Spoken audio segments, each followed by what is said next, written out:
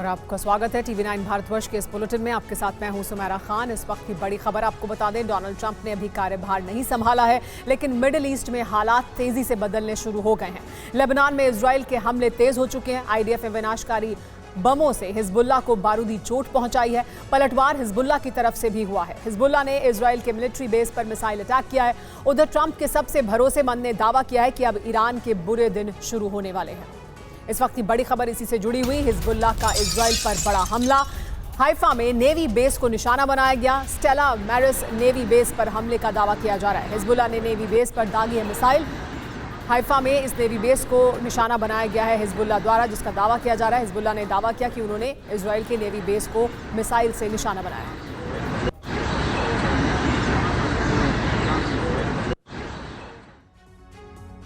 एक और बड़ी खबर, इजरायली एयरबेस पर भी बड़ा हमला हुआ है। हिजबुल्ला का एयरबेस पर अटैक देखने को मिला है। रमत डेविड एयरबेस पर मिसाइल से प्रहार किया गया है।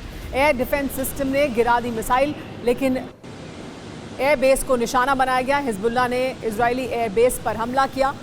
हालांकि एयर डिफेंस सिस्टम ने एक मिसाइल गिराई है और रमत डेविड एयरबेस पर मिसाइल का प्रहार नाकाम कर दिया गया।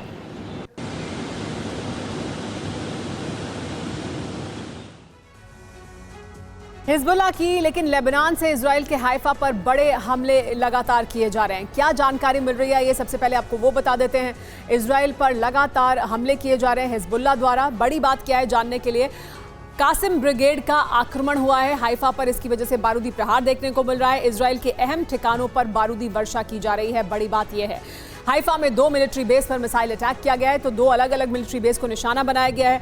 सबसे पहले स्टेला मैरिस नेवी बेस पर हमला किया गया मिसाइल द्वारा। इसके अलावा रमत डेविड एयरबेस पर भी हमला किया गया मिसाइल द्वारा।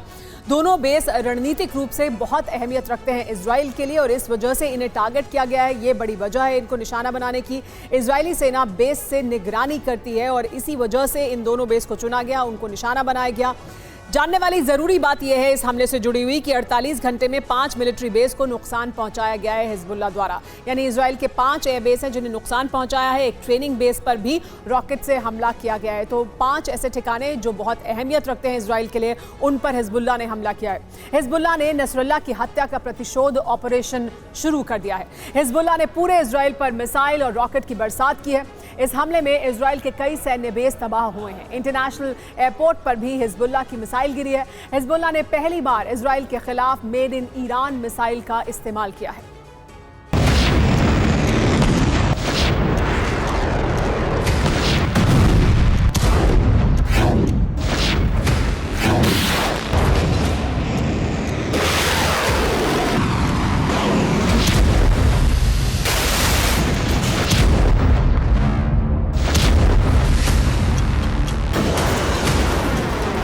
नसरुल्लाह की मौत के 40वें दिन हिजबुल्ला ने उसे बारूदी श्रद्धांजलि दी और पूरे इजराइल पर बारूद बरसाना शुरू कर दिया।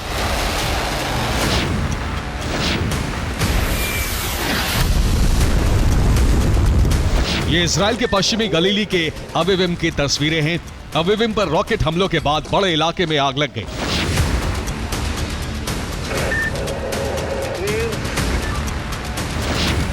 ऐसी ही आग इजराइल के हमलों से यमन में लगी थी।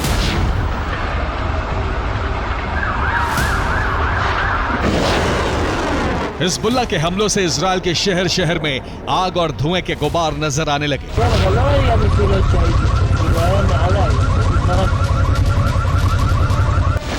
7 नवंबर की भोर होते ही हिजबुल्ला की मिसाइलें गरजी और इजराइल से विनाश की तस्वीरें आने लगी।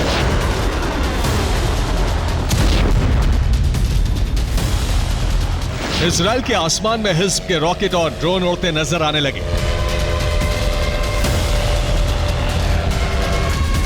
हिज्ब के हमलों से अविविम में बड़ी तबाही हुई। हिज्ब का एक रॉकेट अविविम के उस क्षेत्र में गिरा जहां इजरायली सैनिक थे और धमाके के बाद आग लगी।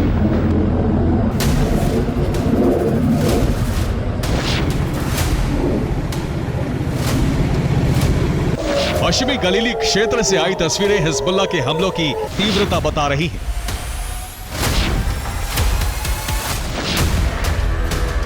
एक सर्वेलेंस कैमरे से मिसाइल गिरने की तस्वीर भी रिकॉर्ड हुई है। इजराइल ने हिजबुल्लाह के हमलों को रोकने के लिए अपने डिफेंस सिस्टम एक्टिवेट की।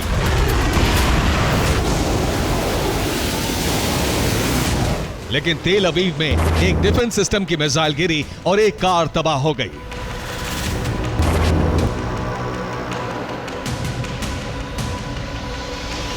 हिजबुल्लाह के हमलों से इजराइल के कई शहरों में आग लग गई। 7 नवंबर की सुबह तेल अवीव के क्षितिज पर धुआं ही धुआं नजर आने लगा।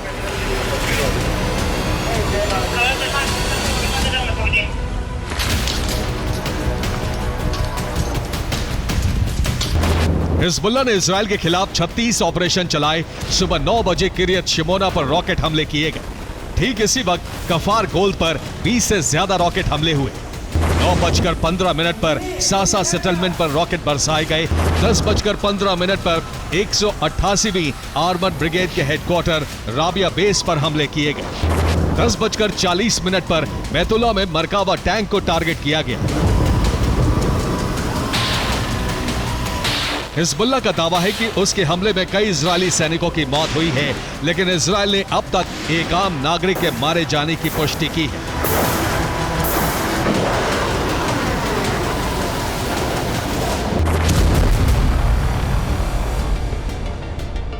हिजबुल्लाह ने यह भी दावा किया है कि इजरायल के स्टेला नेवल बेस पर उसके लड़ाकों ने 6 नवंबर की शाम को 6:15 पर हमला किया। यह हाइफा में बना नेवल मॉनिटरिंग और सर्वेलेंस बेस है।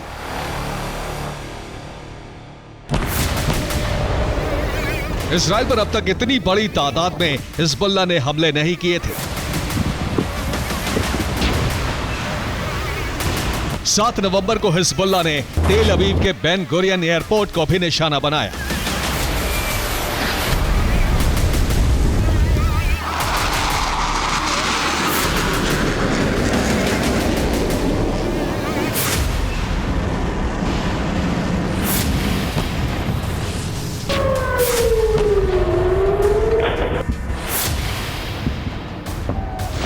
ये बेन गुरियन एयरपोर्ट पर हिजबुल्लाह के मिसाइल हमले की तस्वीर है।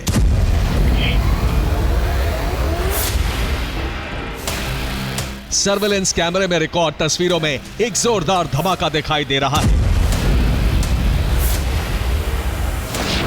एयरपोर्ट पर मौजूद यात्रियों ने भी मोबाइल फोन कैमरे में धमाके की तस्वीरें रिकॉर्ड की।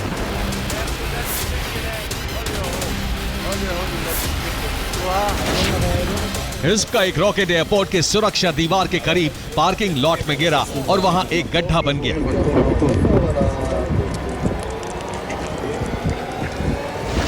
हिजबुल्लाह ने 60 मिनट में इजराइल पर 120 से ज्यादा रॉकेट बरसाए और इन हमलों के बाद इजरायली टारगेट के मैप का वीडियो भी जारी किया।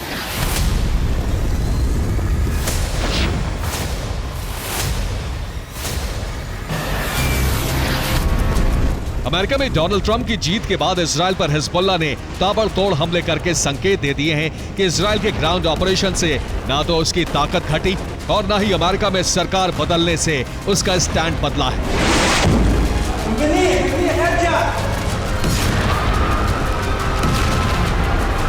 हिजबुल्लाह प्रमुख नईम कासिम ने ऐलान कर दिया है कि हिजबुल्लाह युद्ध विराम की भीख नहीं मांगने वाला, चाहे बरसों बरस तक जंग लड़नी पड़े। हिजबुल्लाह ने ऐलान कर दिया है कि इजराइल पर वो अपनी सबसे ताकतवर और लॉन्ग रेंज मिसाइलें बरसाने को तैयार है।